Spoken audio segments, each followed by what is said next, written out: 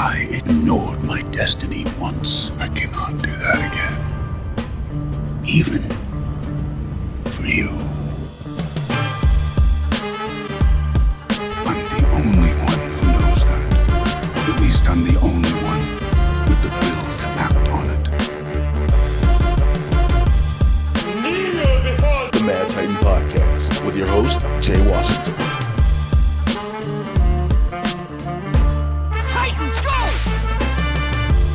What's happening? Episode 88, the Mad Titan Podcast. I said, fuck it.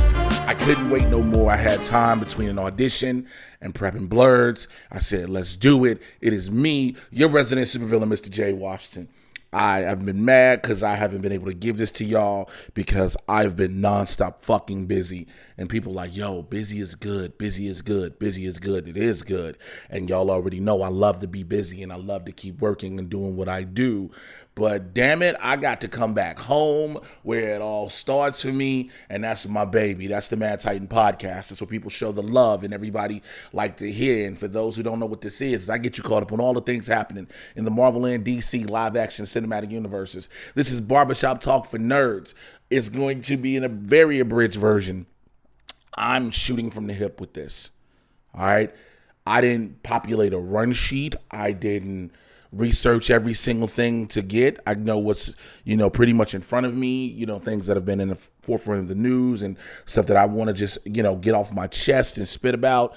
And that's pretty much that. To everybody who still supports me on the Patreon at the Supervillain Squad, I love y'all so much, man. Y'all don't understand with the changes that I've been going through trying to find finances to keep working until the big things come. Man, y'all don't understand. It's the Patreon has been a blast, and for the members of the one-on-one with the supervillain thing, we'll talk about those in a hot second. All right. Matter of fact, let me make sure I pull that up while I'm sitting recording. I want to be A100 with everybody on here. I miss the fuck out of y'all. I have to ask you guys questions though. I need to know. I would love to have more like high-profile content creators and people in industries and things like that on here to, give insight and make conversation, fun. I want to, of course, have the banter go back and forth. Y'all already know that. But I also want to know, how do you guys feel about some of the, for lack of better words, the average Joe or Jane? You know what I'm saying? Like, I've had comic buddies on mine on here, but I want to know how y'all feel about the average person.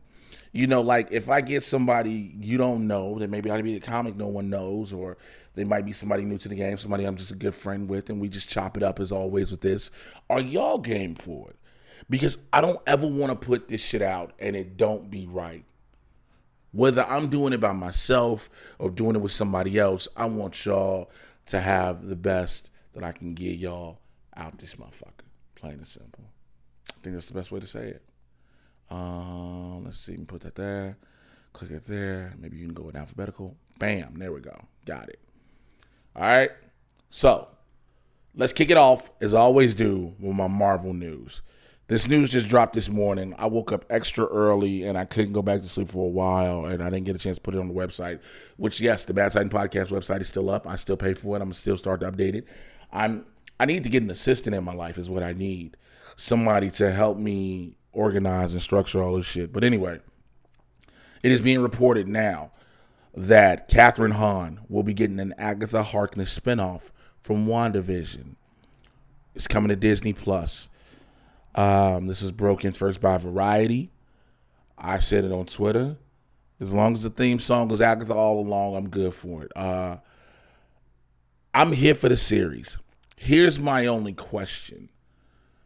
Where does the Agatha Harkness tale go? Now, of course, Disney Plus doesn't mean it has to be, 10 episodes, 13. It can be 8. It can be 6. It can be something real short.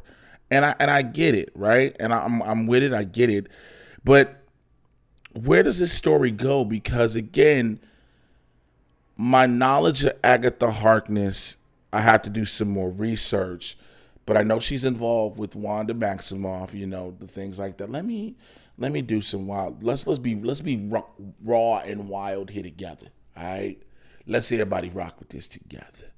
So we can get her. We can get Singer Scratch. We can get Nicholas Scratch, her son. We can get that. We could possibly see more about the Salem witch trials from which she came, if that's what we're gonna do. She was involved with the Fantastic Four a little bit later on. So I don't know if we'll go that far, given the fact we haven't had our Fantastic Four introduced just yet. Yeah, I know everybody's going to bring him up. We're not getting Mephisto, so can we just let go and let God? But the fact that the Thunderbolt's cross that could go somewhere forward, who knows? There are so many ways where this can go. Again, we saw a small beginning of Agatha in WandaVision with her being put on, trial for being a witch outside of the coven and practicing dark magic. So it'll be interesting to see where it goes. I'm here for it. I know most of y'all are. Most people who enjoy WandaVision, we love the Agatha All Along song. We loved different things that, came out of it. The fact that Wanda will now be called the Scarlet Witch. We basically saw what is considered the ultimate level of white woman privilege.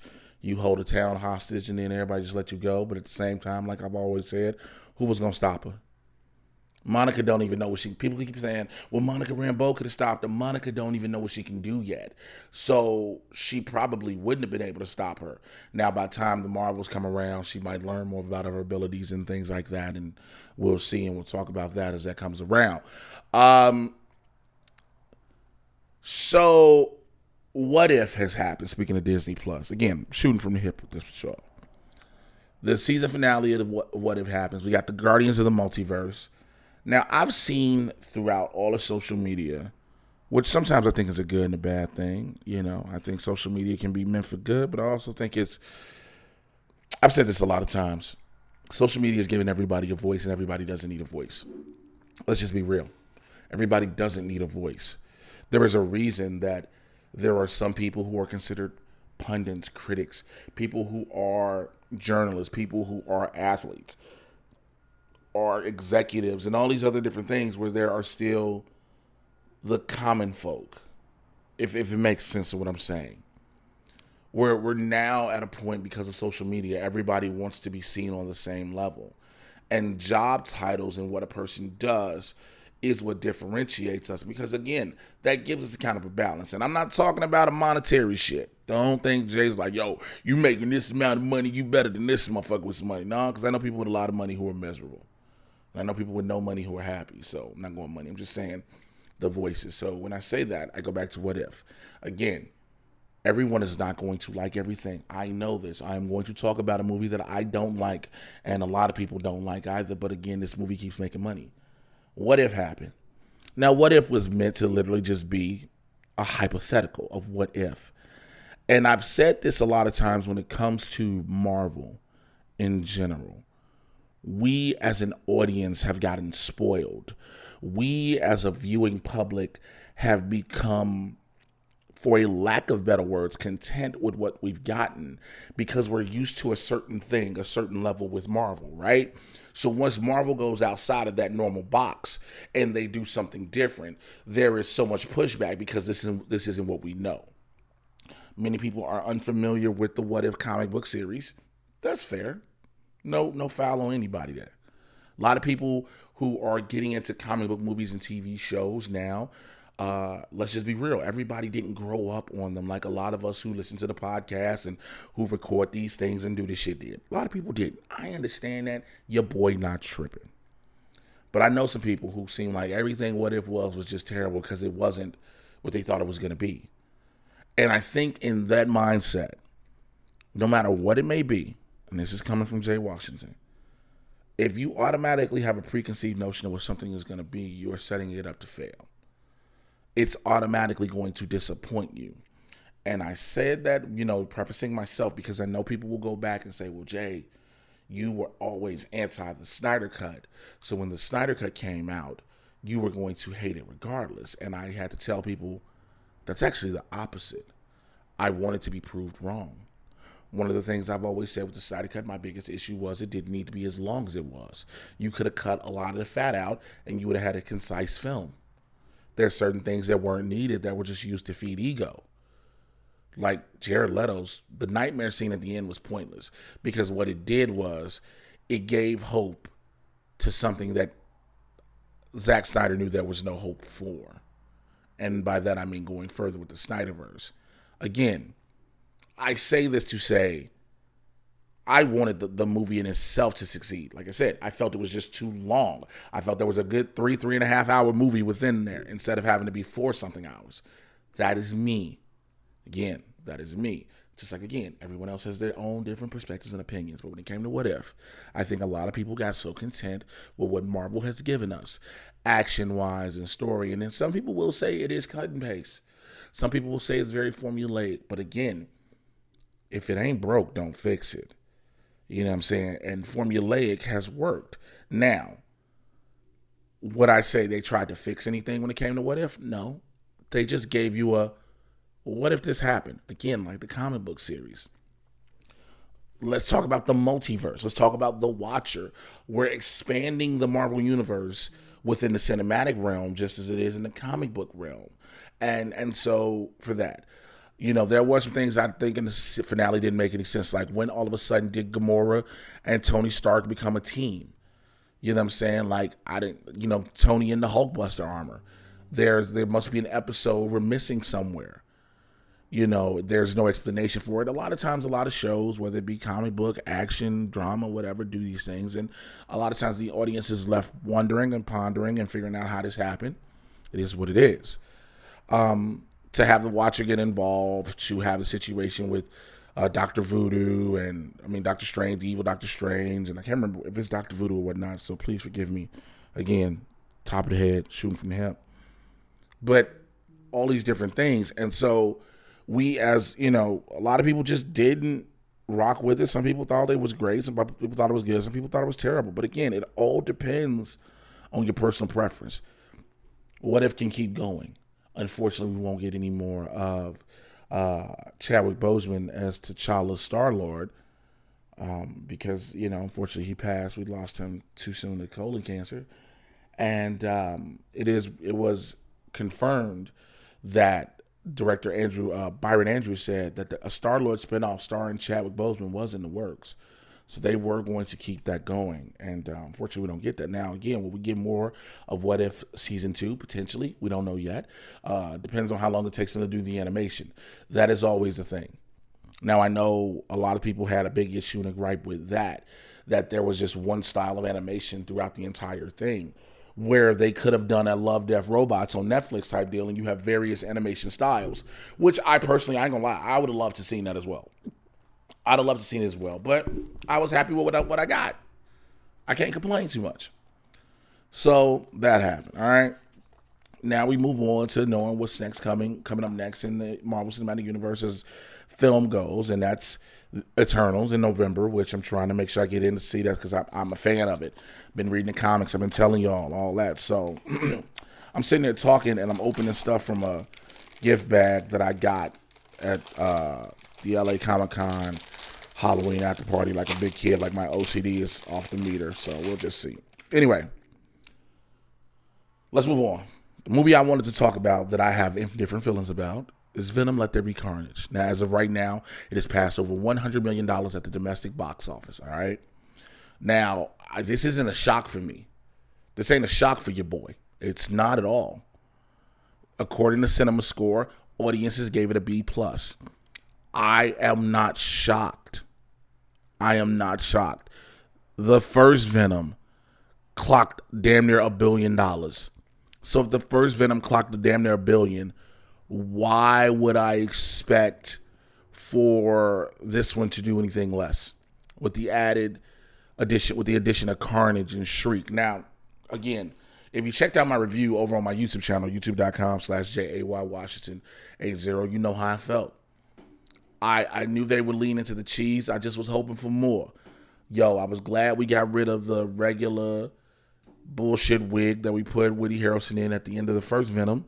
And then you gave him a Tyler Perry Supercuts wig for this one. Terrible. I felt personally, again, when I give my thoughts and opinions, personal. I say this in reviews. I say this all the time. yeah, a lot of things, how I feel and what I say on things may what's the word I'm looking for? May formulate opinions for other people sometimes. Formulate a perspective if they want to see something or watch something or hear something. And I get that and I respect that and I'm appreciative of it. But again, just know it's me. Some people we align on thoughts, some we don't, right? That's how shit should be. I felt Woody Harrelson as Cletus Cassidy was more cartoonish than the cartoon version of Cletus Cassidy we got back in the Spider-Man cartoon. And that's not a good thing at all. I felt like he, yes, we campied it up. That's fine. But to go as far as they went where it was over in abundance for me personally. Naomi Harris's Shriek. I was so happy to hear we were getting Shriek. But then to see how cartoonish she went and above and beyond, I was like, yo, problem. One of my biggest issues is the relationship that Cassidy and the symbiote have. Now, I can get into the way that Cassidy acquires the symbiote. It's really dumb. It doesn't make sense the way they try to play it off. Whatever. But one of the things, if you know, even in the comic books, Cletus Cassidy and the Carnage symbiote are a perfect bond. They are uniformly, evil. So because of that, they mesh so well. They don't say we, they say I. There's always I. I feel like I can just go for this. I can do that. Whereas Venom and Eddie Brock are two different personalities. So they'll always be we. That was a big issue for me. Right? And then, not only was that, Carnage and Cassidy argue and fight over Shriek because Shriek's ability hurts the symbiotes, right? But Cassidy knows what she does, and they fight over it. Carnage is basically like, I'll kill this bitch. You're like, okay. Alrighty then, buddy. So that's what happens with that. My next issue. Venom said in the first film that those who can't host the symbiote die. We saw that with all the tests the Life Foundation was doing, and with all the all the tests the Life Foundation were doing where people couldn't survive hosting the symbiote, right? Venom, after telling Ellie Brock, fuck you, I'm on my own, I'm out, decides to go party and jumps from body to body to body, which means Venom has killed about 7 to 8 people, including Mrs. fucking Chen. What? Come on, like, this is not right, because now you're forgetting the rules you've already set. I don't care about the campiness anymore. I don't care about the cheesy shit anymore. You set rules. You set guidelines as to how things should go, and now you're violating them.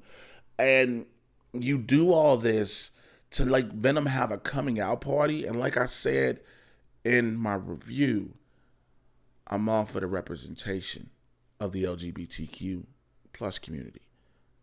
You guys deserve it, because again, for so long, their community has had to lay dormant, if you will, and hide underground, and people couldn't be themselves, right? We as a society were more accepting of lesbianism because of a fetish, not as just normal life. For a lot of people, gay men was just disgusting, and bisexual selfish, and transgender is wrong, and all these different things. And so Venom having a whole coming out speech is one thing. But the problem is, he is doing it at a fucking rave that is loud. You set the rules that loud noise hurts the symbiote. Certain things. The F-bomb we finally get. By the way, if you didn't know, it's spoilery. The F-bomb we get. What? It's just, for me, things didn't work. Now, Am I surprised, like I said earlier, that this movie is going to crack? Is already over $100 million at the domestic box office. That will probably crack another $1 billion. No, not shocked at all. Not shocked at all. But I guess I can't say anything, right? Because at the end of the day, it's not on me. We all have our own individual taste. You know, this film is a franchise, and you all know, everybody's heard about what the mid-credit sequence was. It was something that was destined to happen anyway, which, by the way, as I said in my review, and I will say here on the Mad Titan podcast, 3 years ago I called this shit. 3 years ago I called that Tom Holland film scenes for the original Venom, Marvel pulled it. Different articles and different resources and different places picked it up, and they were like, holy shit. Many people didn't think it was true. Many people thought it was just rumored, etc., till director of Venom, Let There Be Carnage, Andy Serkis, confirmed it.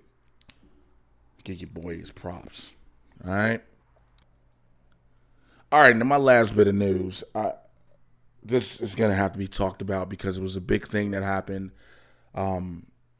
yesterday, and it came out. All right, so Letitia Wright, Shuri from Black Panther, it's been reported that she's been on the set of the movie espousing her anti-vax views, right? Here's the slight issue I have with this. We've known she was anti-vax since last year. I've said it before. If you're anti-vax and you haven't done research, real research, that's your fucking fault. I think people should get this vaccine so we can end this pandemic that, yes, we're still in the midst of. I think that we need to all stop politicizing and polarizing a virus. You know, people keep going, well, I don't know the long-term effects of this vaccine.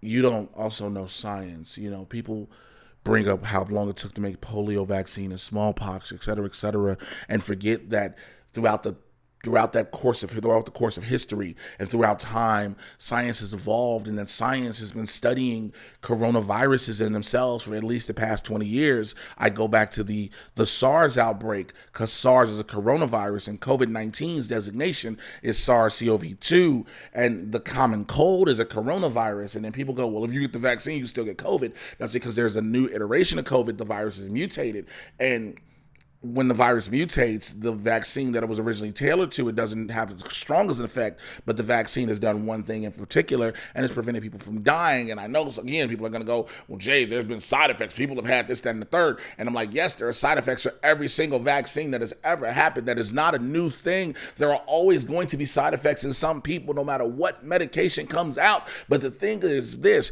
because of the polarization, because of the politicizing of a fucking virus, we are going to brand and put these on blast as if they are that these are the only things that have ever happened. It is unfortunate whenever it happens, but it happens. It happens. So again, do I feel everybody should get the vaccine? Yes. Do I feel like vaccine mandates should be a thing at a point? Yes. But guess what? They are also constitutional, and they have been done in the American government for several times. For my American listeners who think, oh, it's unconstitutional. No, there is constitutional proof that this has happened, okay? There is this thing also, your children have to be vaccinated and have to have proof of said vaccinations to go to school, right? In order to travel abroad, which a lot of people like to lie and say they do, and you know they don't, within certain countries, you need to have a litany of vaccinations. And you cannot just say you have said vaccinations. You have to show you have the vaccinations. So, stop it. But it's been said that she's been telling her things on set, right?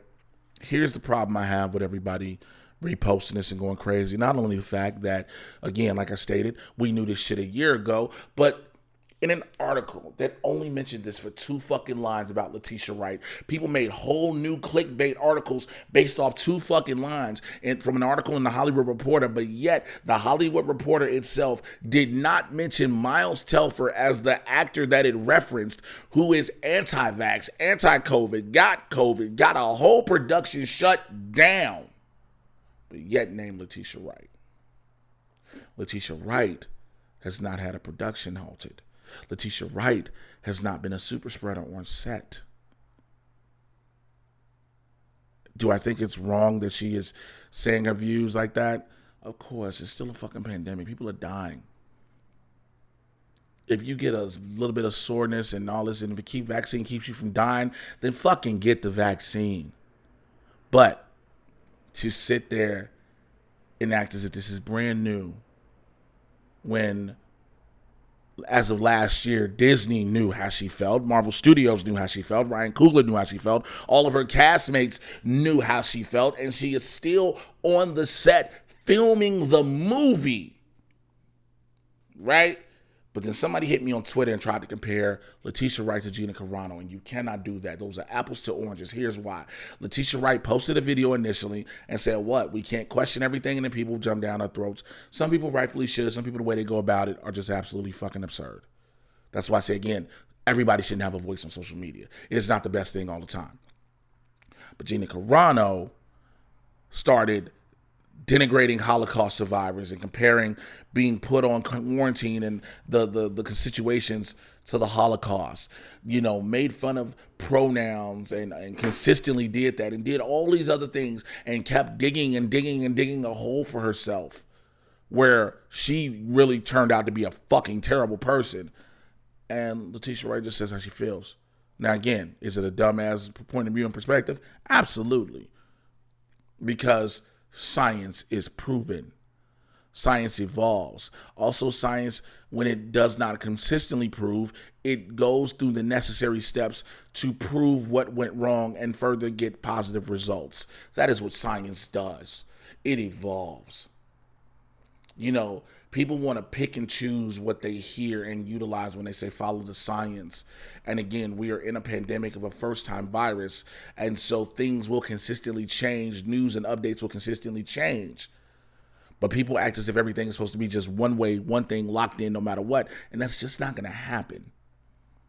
But when you have science that's been working on something that has had the structural blueprint for a vaccine of how to deal with a virus, and it just had to input the virus's information for 20 plus years, we let technology advance. What the fuck makes you think science won't? I digress. Move on to my DC news. All right, let's get this out the way. DC Fandome is happening October 16th. Again, we're set to get a lot of stuff. We're getting some looks and possibly a teaser trailer for Black Adam. We're going to get another trailer for The Batman. We're going to get a look at The Flash. We're going to get a look at Shazam! Fury of the Gods. I'm kind of upset that I can't moderate any of these panels. And I'll be honest. I know that they are pretty much going with people that they know. They're going with people they know.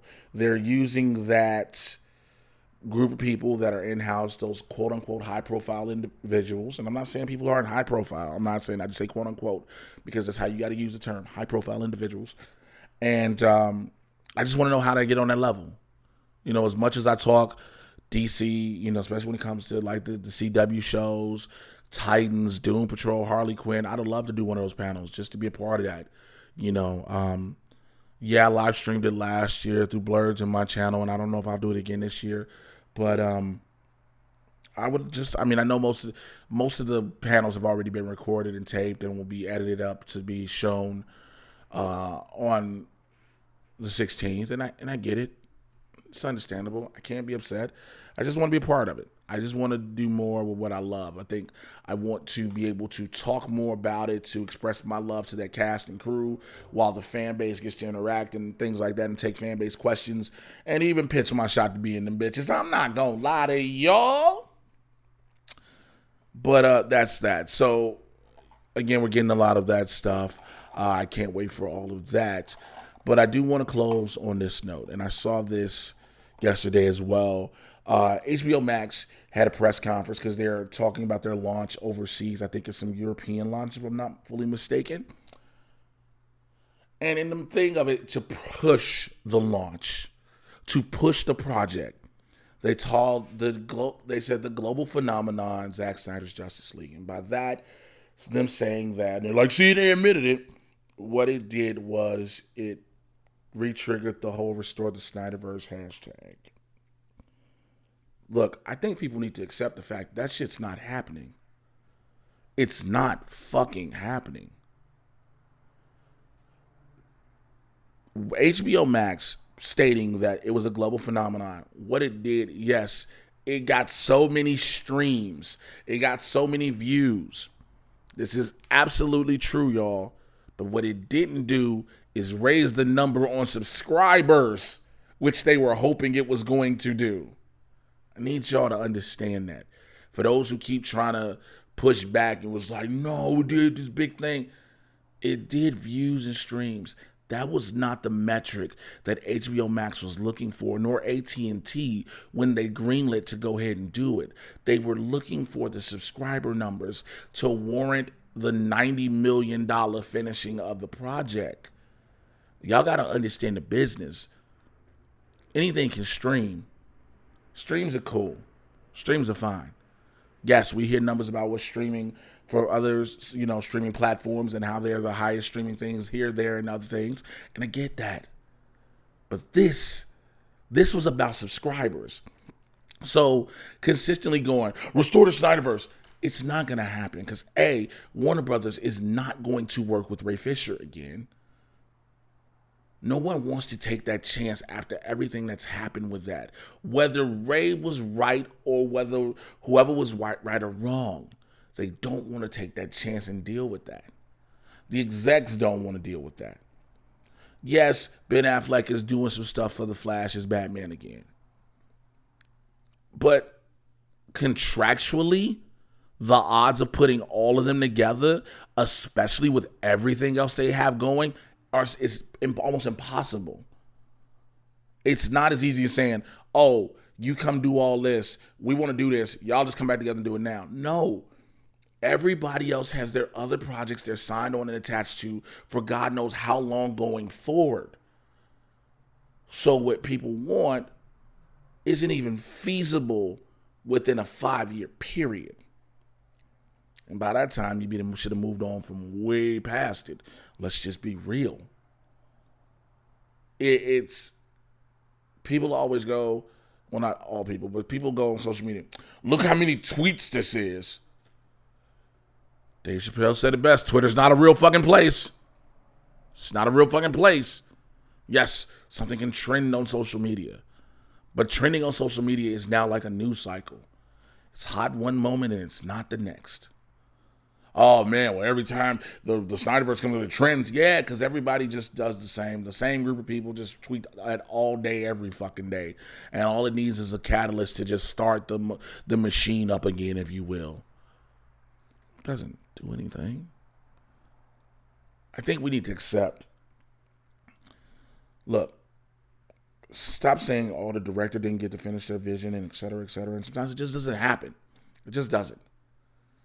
I think, yes, we know that the talks about how much money that these platforms make and this, that, and the third, but y'all gotta let shit be sometimes. It's done. They're moving forward in their direction. Guess what? It's their studio. They can do what they want. And then some people say, well, we're the fans, we're the consumers, and blah, blah, blah, blah, blah. That voice has been proven to be very minute.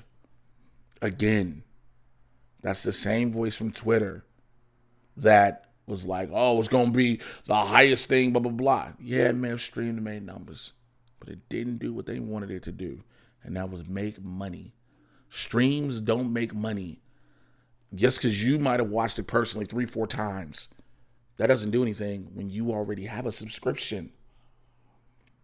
It's up to the Joe Schmo who didn't have a subscription to get it and keep it. The plain Jane to get it and keep it, etc., etc. All right. Let me see if there's anything else I want to talk about outside of that. Give me a second. Da-da-da-da. Killer Croc is set to come into Batwoman Season 3, which I'm here for. Shouts out to Batwing. Yo, they're doing a dope job with that. Yeah. I think that's about it. So anything else that comes up, again, I'm going to get this back on track. I got to just fuck around and just do this. Even if I got to take a break in between a break to do it, I'm going to have to do it. And by doing it, I mean recording episodes of the podcast. Y'all already know where to find me.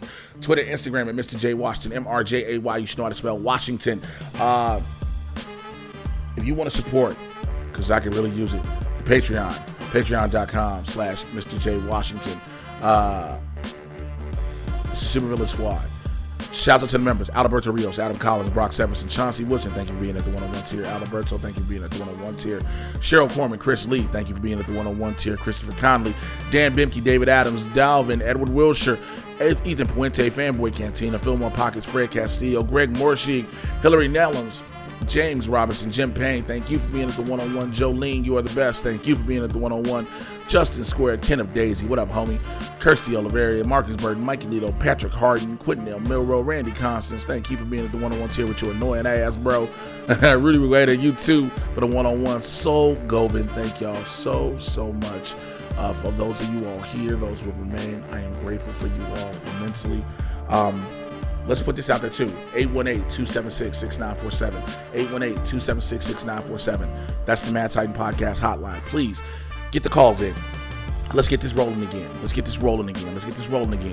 I am literally doing this and rushing to close this because I got to get ready for an audition. That is how much I've been busy. I will holler at y'all. I will probably record. I was going to record on a plane, but I couldn't go. Hold the story. But I will holler at y'all next week. I'll be back. I got some more stuff to talk about because by the end, we'll be ready for DC Fandome. And if I don't have it before Fandome, you'll get a DC Fandome recap. That's for sure. All right. Take care. Your boy's out. Bye.